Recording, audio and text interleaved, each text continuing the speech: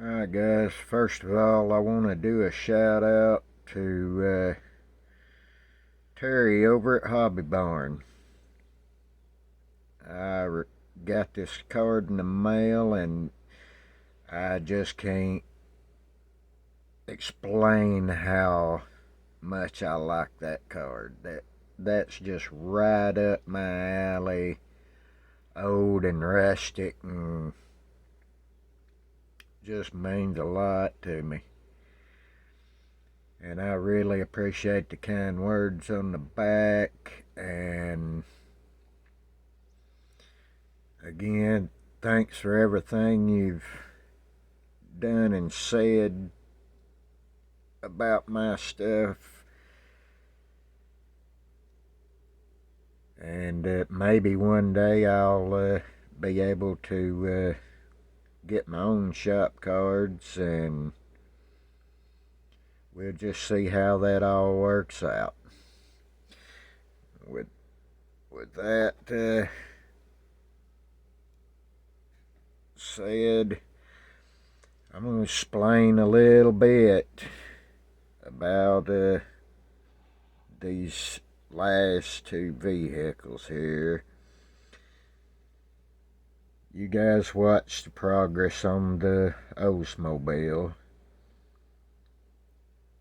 That thing took a toll on my brain, but it really was the best, or really is the best and cleanest work that I've done. I don't typically build newer model vehicles, but I always liked these cars, and so I wanted to see what I could do with one. And as you know, I used the NASCAR chassis, and it didn't require a whole lot of work to make it fit. I just had to add a little piece at the back as a filler panel, and trim just a very little off of that piece there in the front going up to the nose. But I threw everything I had at this car as far as parts, and my brain to figure out what to use, how to use it. And the mufflers are aluminum. The exhaust pipes are solder. I make my tips with the aluminum tubing. The wheels was for radio controlled cars, and I had to get creative and build the center hubs to be able to mount them to this car. The engine was 3D Model Specialties LS engine, and I scratch built the intake and fuel rails and all of that, and added some photo etch pieces for dress up. And you probably can't see, but there's even a throttle spring on there. But I built the seat harnesses with one of the photo etch kits,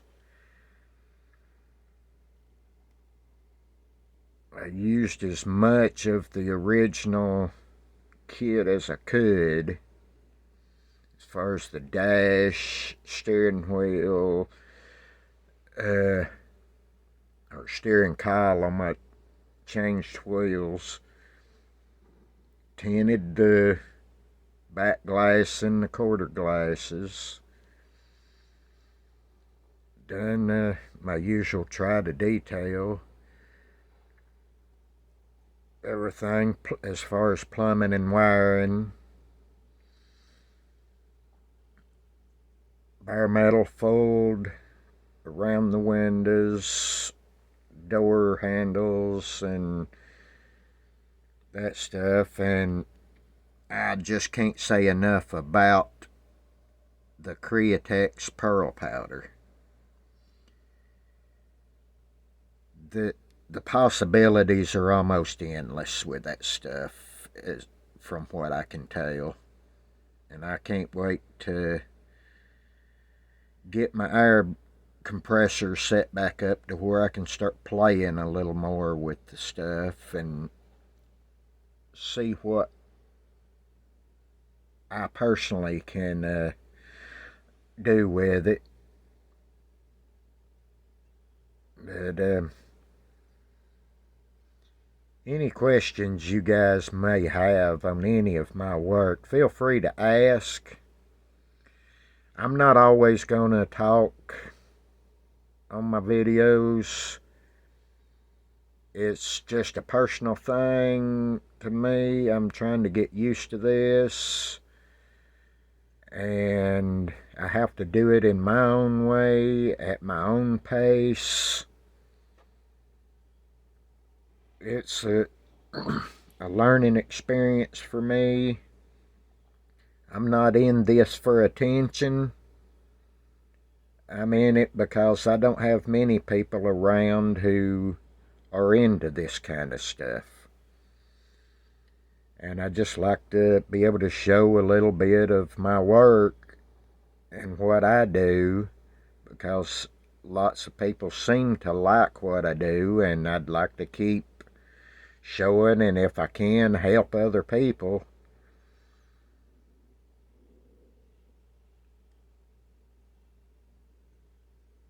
To be able to do the type of stuff I do if they want to learn that. This car, the Coronet, has got started a few years ago, and I wasn't happy with the paint job, and I had it color sanded down for the most part, and it was through back in the box. This plan was supposed to have been a slick, shiny, crazy car, and it didn't work out, wasn't working out that way, and I just never could figure out what to actually do with it every time I pulled it back out of the box until after I finished the Oldsmobile. I would take breaks in between catching up on housework and coming in here looking to see what to build next. And this car just kind of happened within 2 days of back and forth, catching up on housework and pedaling with it. But the engine came out of the Dodge Magnum station wagon that I just tried to do as much detail as I could to it, and the chassis under the car came out of the 70 Coronet Super B Pro Street, and it fit under this car almost like it was made for it. Very little bit of modifying. Of course, the exhaust on this one is scratch built.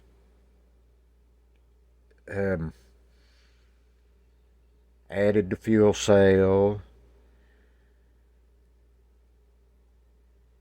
The interiors in the car, I wanted to do a Pro Street with a back seat for once.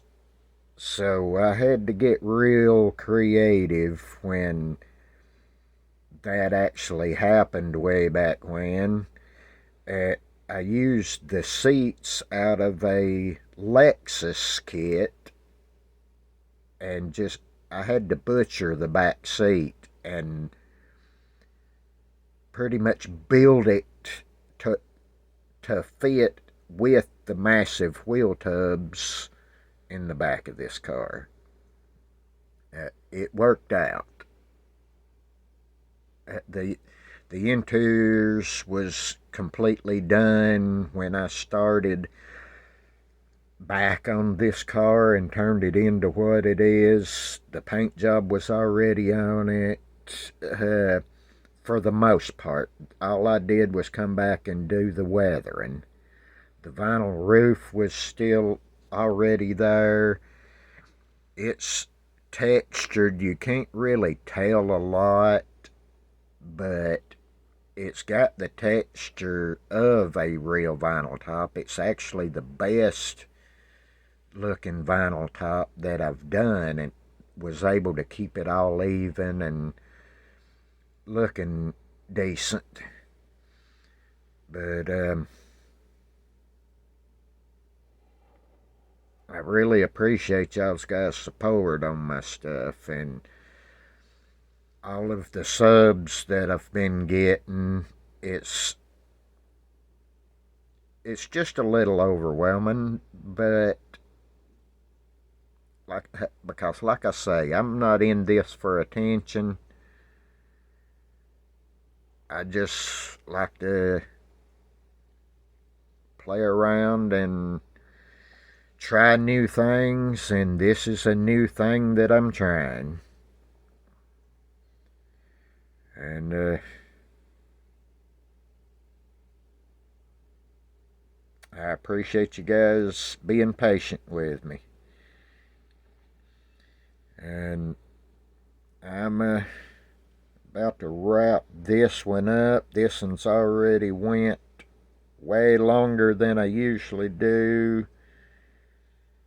But there was just some things that I thought I wanted to say, and so you guys can kind of understand me a little better. And just so you know, I don't deal with peer pressure.